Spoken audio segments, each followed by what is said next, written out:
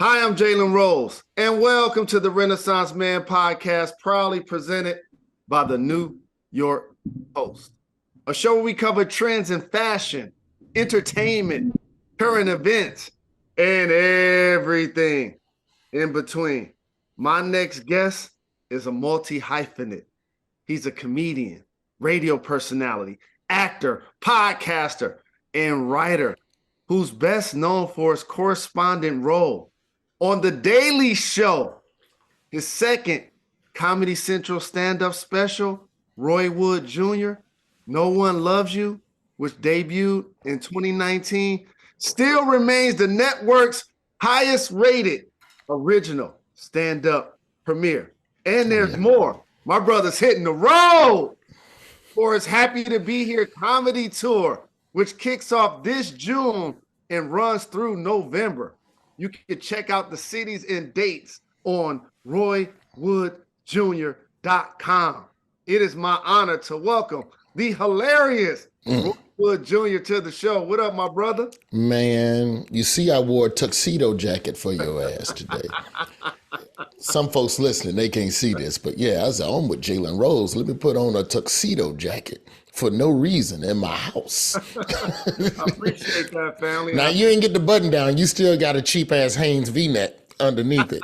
I should have put a jacket on. I want to look good for the thumbnail. You know, the thumbnail photo, that's where you're ugly or not. No doubt. The thumbnail photo is important. I appreciate that. But that blazer is fly. Man, appreciate it, man. Thank you for letting me chop it up with you, man. I feel like every time I see you, it's in passing on the way to something else or doing something else. I saw you backstage at Charlemagne's show a couple of months ago. And then before that, I think it was Christmas Day, Stephen A's situation on ESPN. But my segment was rapping as your segment was starting. And, you know, ESPN, they'd be like, thank you very much. We appreciate you being here. And get your ass on up out of here. We ain't trying to have all these people and say. No doubt. I say it with love. I get it, man. They be trying to keep things moving, man. It's one less person to watch. No doubt. No doubt. And you a mover and shaker, my brother. You doing your thing. Congratulations. And I want to take it back to childhood, if that's cool. Tell me what Birmingham means to you and what was your childhood like there? Man, Birmingham, that's the crib, bro. That's love. Like that. I still truly believe that at some point I will be back in Birmingham. Like New York, all of this is temporary. I'm happy to be here. I'm happy to be working, et cetera, et cetera. But coming back home and helping wherever I can, to me, that's the real worth of a man. Like I remember growing up with my pops, you know, my father was a radio journalist and he did a lot of dope stuff in the civil rights movement. You know, he fought for Black equality through his radio show. And so he was highly respected in the community. And to me, there's something of worth with that when you're wanting to go back and pour back into the people that helped make you. And to me, that's the be all end all. Like when I was guest hosting on The Daily Show, they gave us 3 slots to shout out charities. 2 of mine were Alabama based. Just because if I'm not trying to help the crib, who gonna help us? Exactly. Because Alabama, you know, Goody Mob has this line from an old song. They call it the parts they disregard, the South, you know. And to me, Alabama is a big part of that, because a lot of people that's not from Alabama, you got a perception of the city a certain way. So if people from the crib don't do things to pour back into the crib to help the crib, then, you know, what are you doing, man? And for those who never been to Alabama, give us a snapshot of your childhood. You're educated, you graduated from college, graduated from Florida A&M. But tell me, what was it like for you, like growing up, elementary school years, high school years? Oh, bro. So for me, my childhood was pretty chill, bro. We moved to Birmingham when I was in the 3rd grade from Memphis.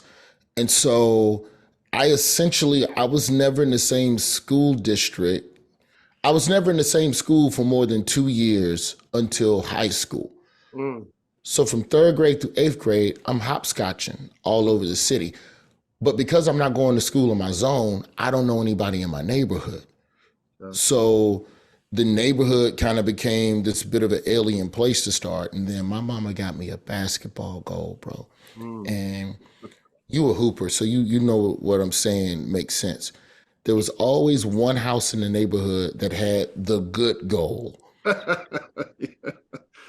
Plexiglass, breakaway rim. We had a 2-car garage, which meant we could run damn near half court No doubt. in our driveway, and the driveway was shaded. So in that Bama heat, it was the spot. So the neighborhood came to me, and I don't know if my mom did that, on purpose to keep me close to the house. I feel like she did, but that ultimately helped me meet everybody in the neighborhood, and it kept me out of trouble because I knew every terrible person in the neighborhood because they came to hoop. So when I'm out walking around in the hood, that basketball goal was just enough to give me a pass. No doubt. I ain't gonna steal your shoes, but you know what? I'm gonna take your tater chips, but I ain't gonna take your money. But I am gonna take these chips. Like, that's a good day walking home. No doubt. So public school, man. My mom, I was a latchkey kid. I grew up an only child. I got a bunch of half siblings, but I came home. I watched the Cubs. I watched the Disney afternoon, and then I go outside and play. That was my situation. But my father worked pretty much mornings and nights doing radio. My mother worked all day and then went to school at night. I really didn't see, like, the three of us were never in the house at the same time other than Sunday mornings. Right. And that's breakfast, so it was very much a transient home. Everybody had an agenda. Everybody had something they had to do. And, I started working in middle school because I wanted Nintendo tapes, and I wanted, I wanted, the nice shoes. I wanted some Ken Griffey's, so it was, I had more fun being out and about outside the house than in the house. And I'm glad you brought up Nintendo, because you try to play the game, you got to blow in the cartridge for 30 minutes or an hour sometimes to even work. You had to put a cartridge on top of a cartridge to finally get it to work. You remember that? Man, if you got it to work, boy, you was happy for 3 hours. You play that tape till it melt. You pull that Tecmo Bowl out, that thing be sizzling in your hand. Exactly. Who were some of the entertainers and comedians that you admired when you were a kid? George Wallace and Sinbad. Those two off the rip. Also, Rondell Sheridan. And Rondell Sheridan, in my opinion, I don't feel like he gets the glory he deserves. I know for a while he was over at Disney. I think he was on That's So Raven as the father over there. And that's a different world from an exposure standpoint for a comedian. It's still a successful living. But those three black men, number one, they were clean, so I was allowed to watch them. Like, that was the issue. Like, I couldn't watch, like my dad had Red Fox, vinyls and all of that, and I would sneak and listen to them, but my mom would find them and just hide them. God bless her for not throwing them away.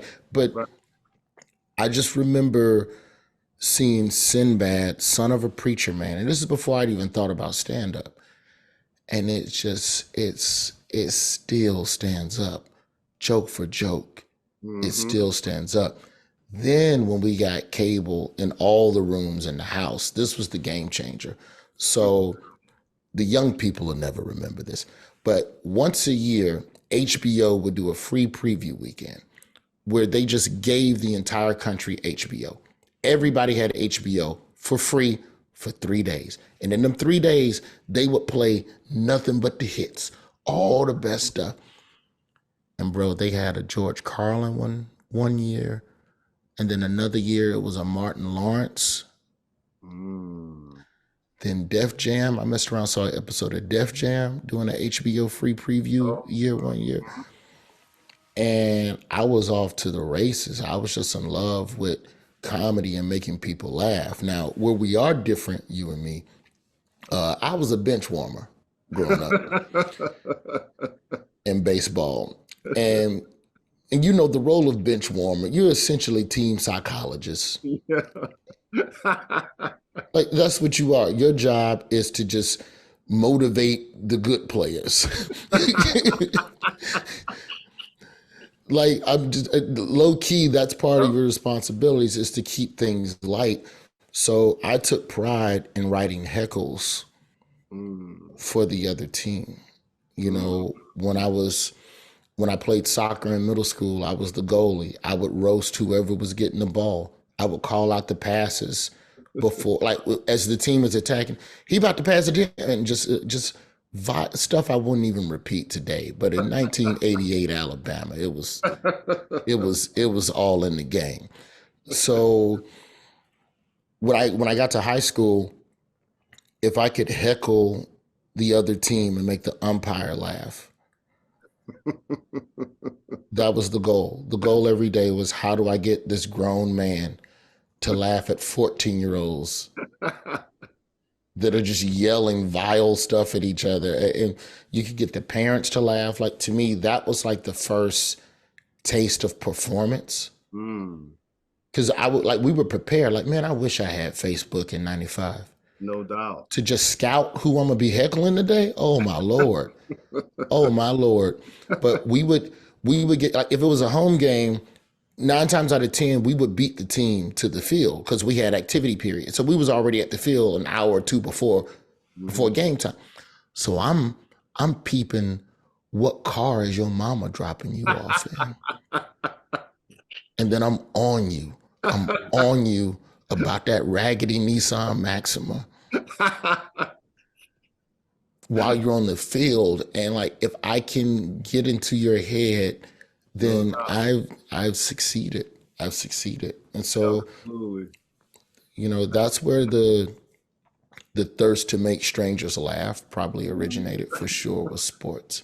Oh man. And I guess at that point, you probably decided, or when did you realize that you wanted to make comedy into a career? Oh, bro, it was way later. I didn't even know Birmingham had a comedy club. I didn't even, like, the idea of stand-up comedy as a career. When I keep in mind, my mother's a college administrator at this point. She started off in elementary education, and like she did public school, and then got tired of that, and like, I want to do college. My father got 3 degrees. My daddy's Morehouse. My mama's Florida A&M. So you ain't coming in no house like that and going, I won't tell jokes like Sinbad do. Right. And even Sinbad went to the Air Force first. Right. So this idea of career and responsibility, like, that just wasn't a real thing. So this, like, when I hear stories of like how Aries Spears started when he was like 15 and Chappelle was like 14, if I'm not mistaken, 14. They were both in high school for sure. I'm like, where was y'all going? And then I'm like, oh, they lived in cities that had a more viable entertainment scene. Because in Birmingham, the comedy club, that was in Hoover. That's the white side of town. That, as a black kid on the west side of Birmingham, you only went to Hoover if you was playing a school out there. There was no other reason for you to be out there unless it was Christmas time to go shopping, because that's where all the good stores were. Right. So that was just another universe. So the idea of even thinking about comedy as some sort of career pursuit, nah, it wasn't until college, bro. I was majoring in journalism, and I had a public speaking class, and they made us do impromptu speeches. And so I asked the teacher, is it okay if they laugh? And she was like, for as long as she would give you a topic, you had to go out in the hall, you had 90 seconds to prepare, and then you came back in and did a 3-minute presentation on the subject. And that was like the first real performance where I had a captive audience and I had 3 minutes. And that's when it kind of seeped into my soul a little bit. I was like, all right. And then another key thing that happened was Ricky Smiley blew up. The rise of Ricky Smiley, and I've said this before, but the rise of Ricky Smiley was as important to me as Def Jam because Ricky was from the crib. No doubt. So that's confirmation. Because keep in mind, this is Alabama. You ain't supposed to want to be on TV. You just love Jesus and get you a good job and come to, like that's what life is presented as in the South, And so I see this dude from North Side on TV screaming Alabama. Now I know I can do it. Exactly. Because he just did it. And so that's kind of where I was like, okay, well, do I want to try it? I don't know. I'm nervous. College was the first time where I really felt like I was fitting in, and college was the first time I was cool. Mm-hmm. Mm-hmm. I fit in high school because I was a jock. Like if you're varsity, you're varsity. It don't matter if you ride the bench. You are part of an exclusive community within the high school, right? But college is when I became cool, and I didn't want to lose my cool, so I didn't try it. Right. Then I got arrested for stealing clothes at Dillard's, and the clothes that was my hustle on campus, was stealing clothes and selling them. And then when I couldn't do that anymore, I wasn't cool anymore. And I went, oh, I was never cool. I was the plug. Right, exactly. You had the gear. Yeah. But that was a serious time in my life, man. I was facing 5 years of prison on that. And I was 19 years old. I was 19 and I was told that, yeah, you're going to go to prison. You'll probably do a year, but they're going to give you 5. It's Florida. That's what they do. Like, that's what my court appointed told me. Wow. It's Florida. I know how this happens. They'll give you 5, you'll do 3, but you're a good kid, and then time served. Right. So imagine being told that in January, your sentencing is in June. You have no more friends. Wow. Well, I may as well try comedy now. And so that's where the guts to do the open mic came from, was from a sense of hopelessness and the presumption that my life was over and that everything was done, when the truth was that was just the rock bottom ground zero reset that I needed to get me back on the path. So I spent the next 6 months. Now, mind you, I got suspended from school for this as well, because you're selling stolen stuff on campus. You can't. There's rules in college. It ain't just I paid for my classes, I could do what I want. It's like, no, you were selling stolen jeans. We need you to go sit down somewhere. And which I also have to give props to Florida A&M on, because they could have expelled me. Right. But I think it's an important part of the Black college experience to just understand how many people there will see you for what you could become. Correct. Instead of what they think you are now. And I think that's the biggest hurdle that faces a lot of Black people, is that prejudice with the assumption that you have no potential. Right. And, those people, man, they saw my potential, so they suspended me. So I get suspended. I take the financial aid money, and I use that to fund Greyhound bus tickets to go do open mics all over the South. And that's how I spent my suspension from school, was essentially laying the groundwork for my comedy career, without knowing that that's what I was doing. I was just, this makes me feel good, so I'm gonna do it again. That was fun. What other cities have open mics? All right, I'll travel there next week. And you go city to city, you meet comedians, you meet people, and you start building a network.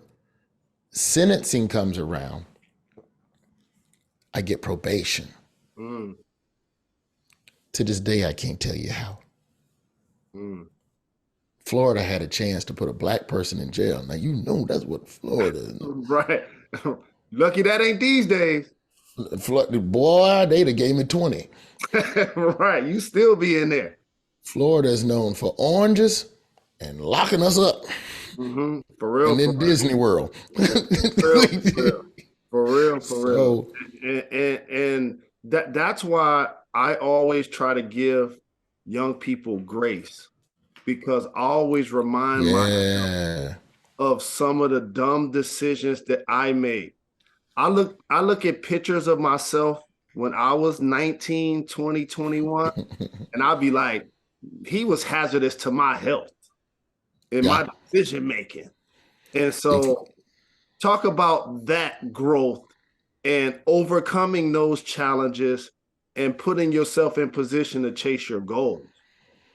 I mean, I think you have to have something to focus on. I think that's the most important thing you need in college. Just, to the young brothers that's, in that 17 to 29 range. Because you can be, men, we be stupid till late 20s. Yep. Sometimes, I was stupid till about 33. I was a late bloomer. Right. But you have to have something to focus on. What you have to also remind yourself of, though, is that you're not disposable. Mm-hmm. You're going to have people who don't care about you, who don't believe in you, family included, sad to say. Yep. But you're going to have some family members. My mom and I, we're great now. And my mom is my biggest fan. But when I first started doing stand-up, my mother and I did not talk. We spoke once a month to confirm the other's existence. Mm. And, when I got older and we finally talked about it, the issue was that for her, you just avoided prison. You're back in school. Just get the degree. Why are you still doing something else? And in my mom's defense, if I've come from, still in, because here's the thing with crime as well. This other thing people need to remember. I don't care what type of dirt you do, you're going to meet all the other people doing dirt. It is inevitable. You meet the other people that are doing worse dirt than you. So you're going to, just by association, be in rooms that you should not be in and be around situations that you should not be in. I'm going to drop off these jeans at a trap house, and it's 8 different felonies happening concurrently in front of me. Yep. If the police came in right then, I'm not even talking to you today, OG. Mm-hmm. So you have to make sure that you're focused on the things that you want to do, no matter what anybody else thinks of it. Because 9 times out of 10, when you're pursuing your dream and somebody talking you out of it, it's because they're scared to chase their own and they're intimidated. It's the roller coaster. It's when 3 people go to get on a roller coaster and then that third person in the group, y'all gonna ride that? Y'all sure y'all want to ride? Yes. Don't worry about me. Sit your ass by the exit and wait. And then when you get off the roller coaster, they be like, it was fun. Right. Y'all had a good time? Yeah, you should have gone. Mm-hmm. So after waiting in line for an hour, I'm getting on this thing. Yeah, but I understand where my mother was coming from, because comedy, once you're adding travel and the vices of the road, and I'm 21 at this point, 20, 21. Hey, Joyce, don't worry about me. I'll be in a comedy club opening for a man that's snorting cocaine in the green room. Right. By the way, the comedy club's next door to a strip club. No big deal. But my grades are good. Right. That was my life, But I got the deal I made with my mom after like 6 months of like just tension. I go, look, how about we do this? If I make good grades, you can't say nothing about what I do. We cannot talk about comedy no more. And she said, deal.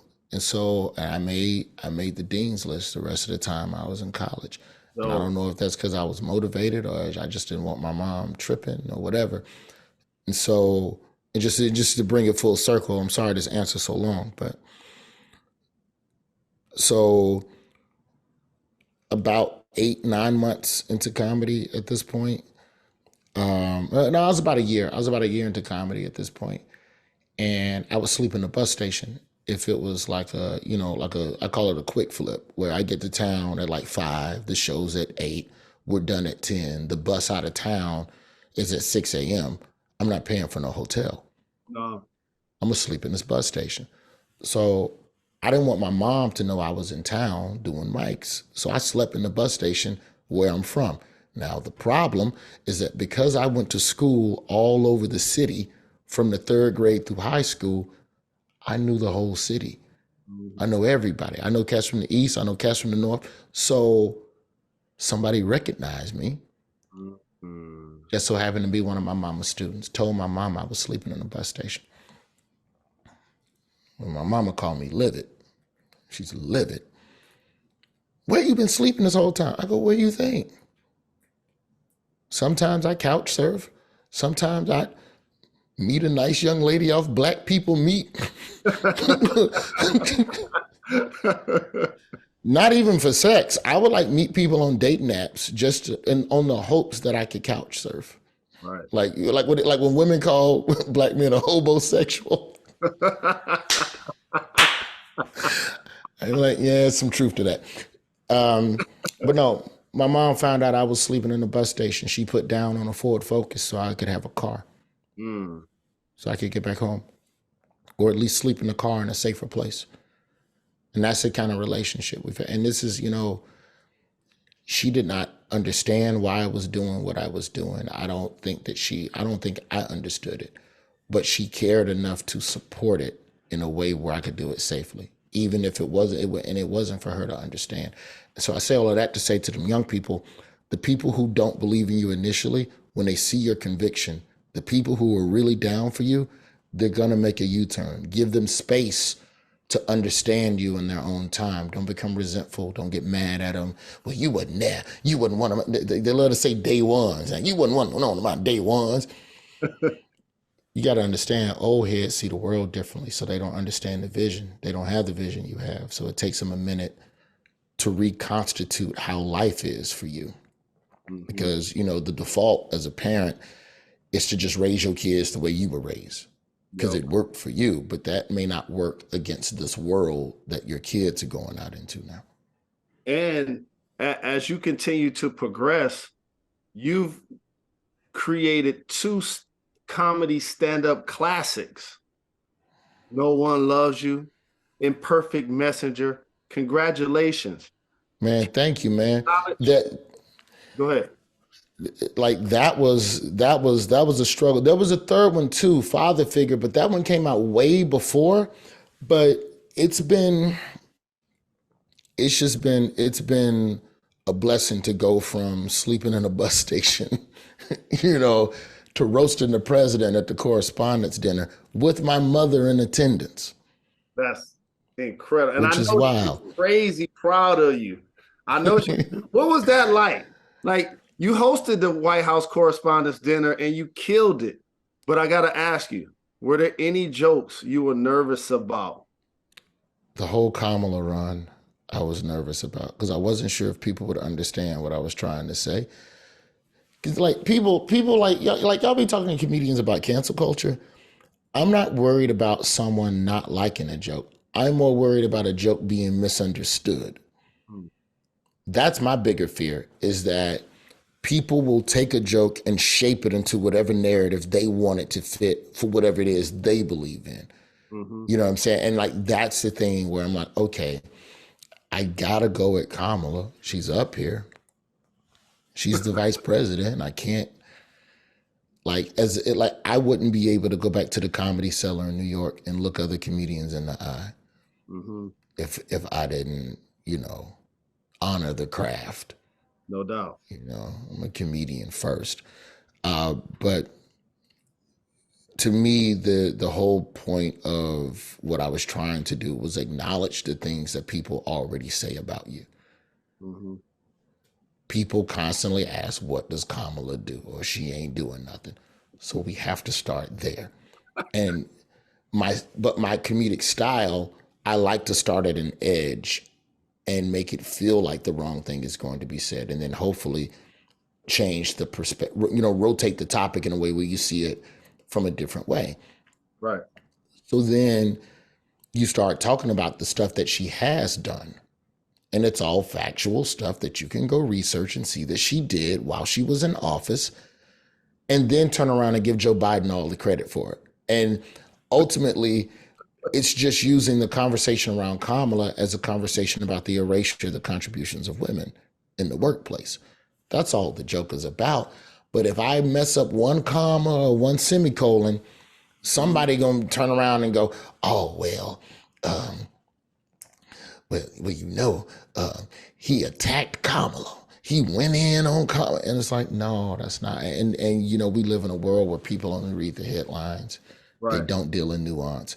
So that'll be the narrative on me, and that I didn't want for myself. So I was really scared about that joke, but everything else, I was like, man, it's whatever. I'm gonna say this about Clarence Thomas. I'm gonna say this about school shooting. The school shooting joke I knew would get her grown. It's supposed to. Mm-hmm. It's school shootings. Mm-hmm. You're not supposed to laugh at it. And like that was the whole point of the bit in a sense. So I just think as a comedian, man, you got to go up there and say what you want to say and then leave the rest of it to the audience. Right. It's not my fault if you take this a certain way or you feel a certain way. I'm not going to apologize. The one thing we did do, myself and my writers, we had jokes about Nikki Haley and we had jokes about Dianne Feinstein and everything that's been going on, with at the time her absence from, being in the building. And the more we thought about the material, it just all seemed like jokes where if I do it wrong, the headline tomorrow will be I attacked women. Right. No matter how fair. Now, Joe Biden did a Nikki Haley joke. No, he did a Marjorie Taylor Greene joke. So Joe Biden can do that because he's in that fraternity. He's in that group. He can attack one of his own. But I'm looked at as an outsider. And it's just for everything that I wanted to say, all the points that I wanted to make, I did not want the conversation the next day to be about one joke that everybody chose to misunderstand. And that was really smart because you were trending the entire time. I'm pretty sure you know. What was your favorite joke that you told that night?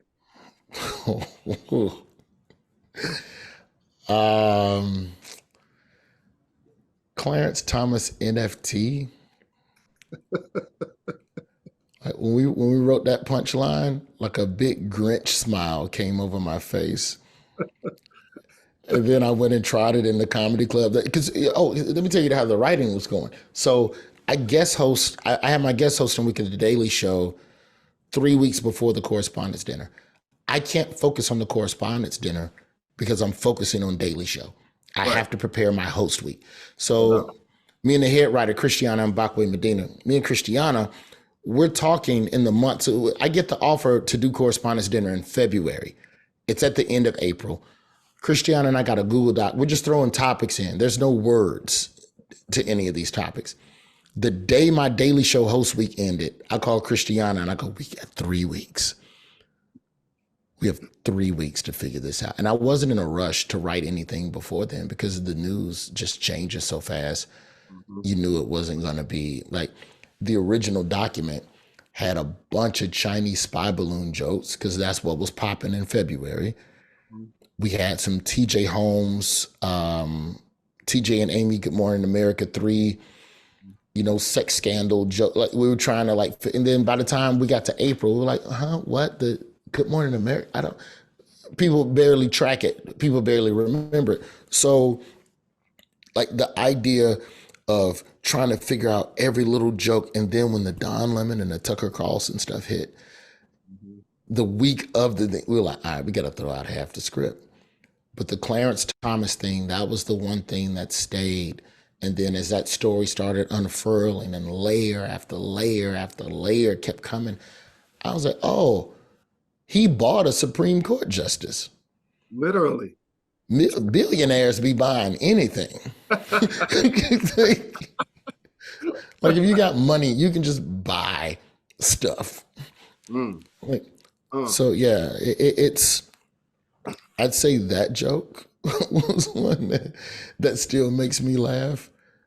But yeah, that and the Dominion voting machine joke and saying how I don't want to get sued by Dominion, so I just keep plugging the Dominion voting machine as my favorite voting machine.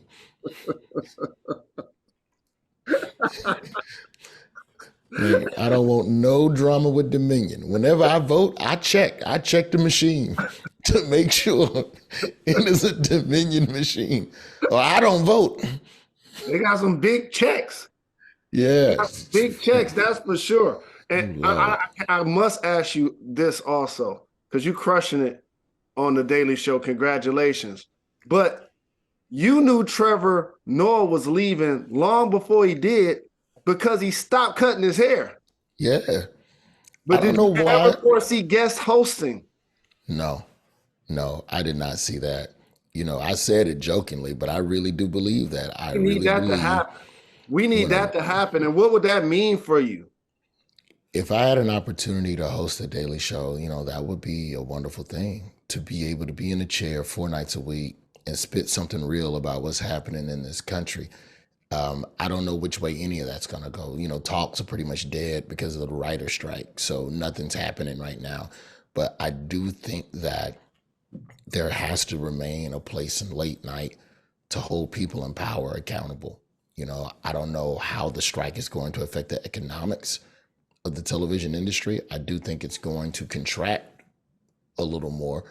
But even within that fiscal contraction, I still think that there has to be space for people to say what the hell is going on, and I hope it's the Daily Show. And if not, I hope there's other networks that have cameras and microphones that are interested in working with me. But yeah, when Trevor stepped down, though, I think the thing that it's kind of one of those be careful what you wish for situations too. It's a stressful job. It's not easy. And there are a lot of days as host. I got it easy as a correspondent, bro. I show up for the jokes. Y'all ain't got no jokes to tell. All right, I'm gone. But as a host, when you show up, you have to show up for the truth. And so, like a great example would be the week that D.L. Hughley guest hosted.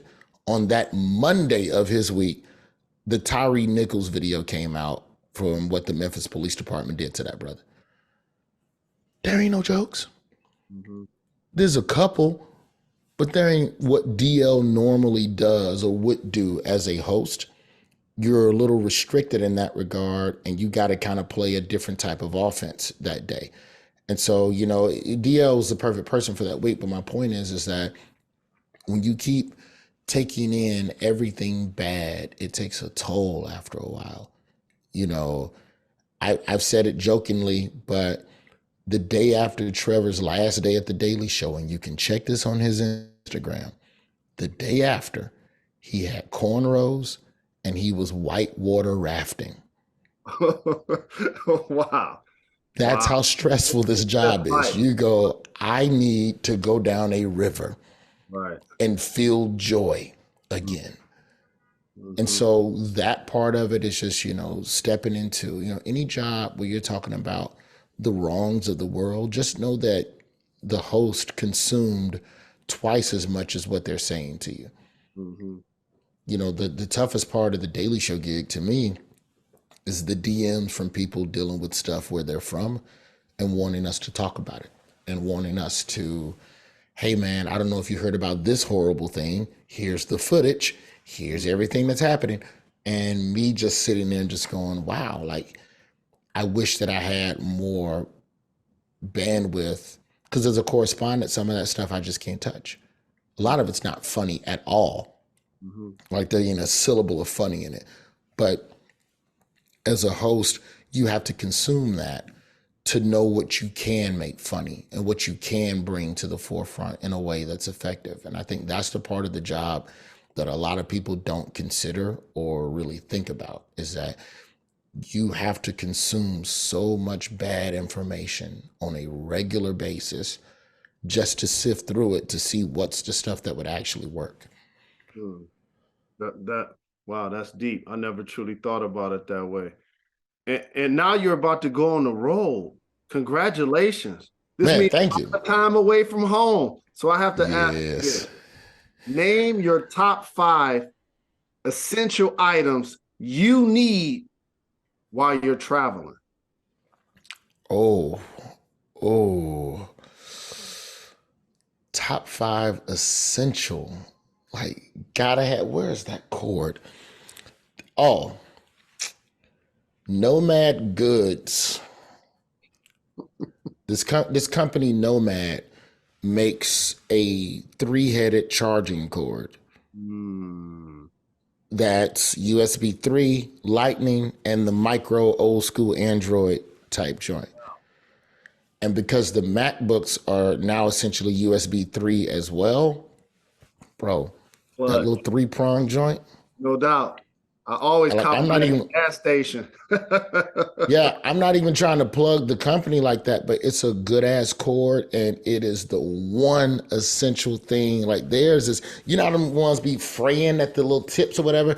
They got this thing wrapped in Kevlar. They didn't put bulletproof vest fabric on the charging cord.